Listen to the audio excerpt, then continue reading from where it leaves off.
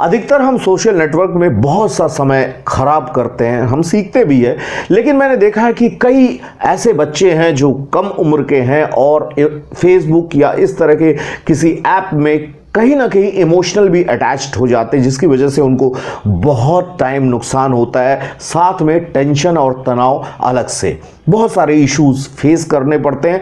चलिए आज एक मस्ती वाली स्टोरी सुनते हैं पंकज और अविनाश की, जिसमें आपको समझ में आएगा क्या होता है और आप भी ये जानते ही हैं।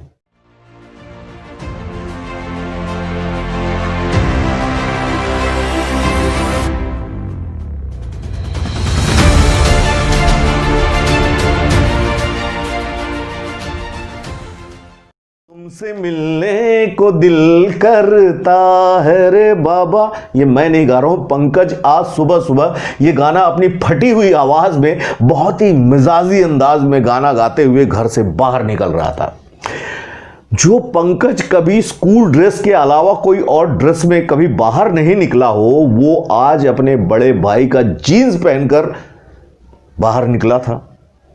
अपनी अंधेरी रात की तरह काले चेहरे में रोशनी लाने के लिए वो अपनी बहन का फेयर एंड लवली चेहरे में बहुत सा घिसा हुआ था जिससे गोरा लगे। ये सब देखकर उसके दोस्त अविनाश अपनी मुंह का फाटक उसके सामने खोल ही डाला। भाई सुबह सुबह रंग मिजाज में कहां जा रहे हो? पंकज बात सुनकर अविनाश को ऐसे घूर कर देखा जैसे अविनाश किसी दूसरे ग्रह से आया हुआ कोई एलियन हो। पंकज बोला, अविनाश मैं तुम्हें पहले भी बोला हूं ना, मेरे लिए अपनी काली जुबान का इस्तेमाल कभी मत करना। आज सुबह मेरा दिन खराब कर दिया, मैं कहीं जाऊं उससे तुमसे क्या मतलब है? ये कहकर पंकज आंख दिखाता हुआ आगे बढ़ गया। आखिर अविनाश भी कहां हार मानने वाले थे, काफी कोशिश किया। उसके बाद पंकज ने भी अपने दिले ख्वाब की कहानी उसे बता डाला।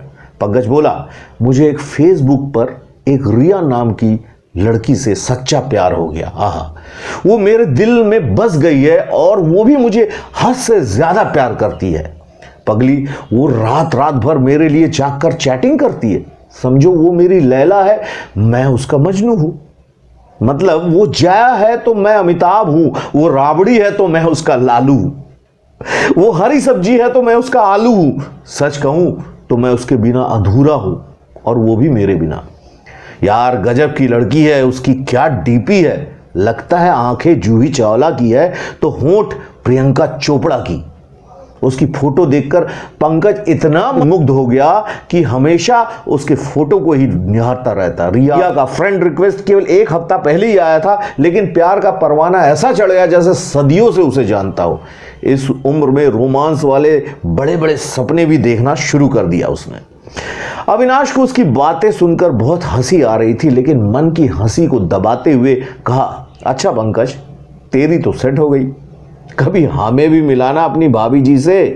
यह सुनकर पंकज बिल्कुल नई दुल्हन की तरह शर्माया, उसका चेहरा लाल हो गया।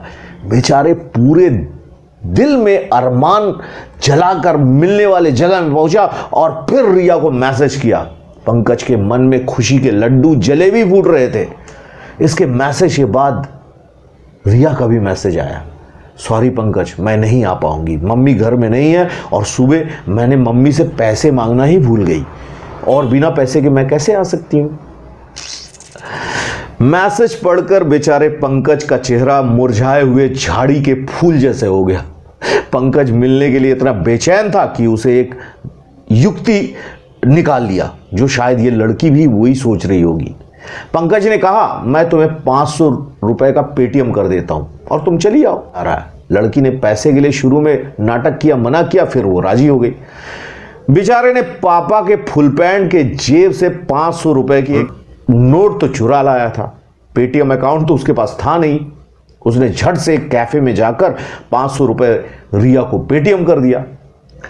अब तो पंकज की आंखें रास्ते देख रही थी कि कब आ जाए। शाम हो गई और जब वो आई, इनकी आंखें खुली की खुली रह गई, जैसा आंखों से प्राण निकल रहा हो। वो रिया नहीं थी, बल्कि पंकज और अविनाश के ही एक दोस्त राहुल का ही एक फेक आईडी था। और राहुल और अविनाश उसके पास आकर दांतें निकालकर हंस रहे थे। ये देखकर बेचारे पंकज की हालत पगलाइन भालू जैसे हो गई। अविनाश हंसते हुए बोला, बच गया साले, ये किसी दूसरे का भी फेक आईडी हो सकता था। बेचारे पंकज का दिल अंदर ही अंदर गा रहा था कि दिल के अरमां आंसुओं में बह गए। इस दिन के बाद तो उसने अपने फेसबुक अकाउंट ही डिलीट कर दिया और उसे अब प्यार पर भरोसा ही चला गया, फेसबुक वाले प्यार। सीधा मतलब यह है, बेचारे पंकज की स्टोरी शाहरुख खान से सीधे राजपाल यादव बन गया। सीख क्या मिलती है आप सबको पता है। शुक्रिया।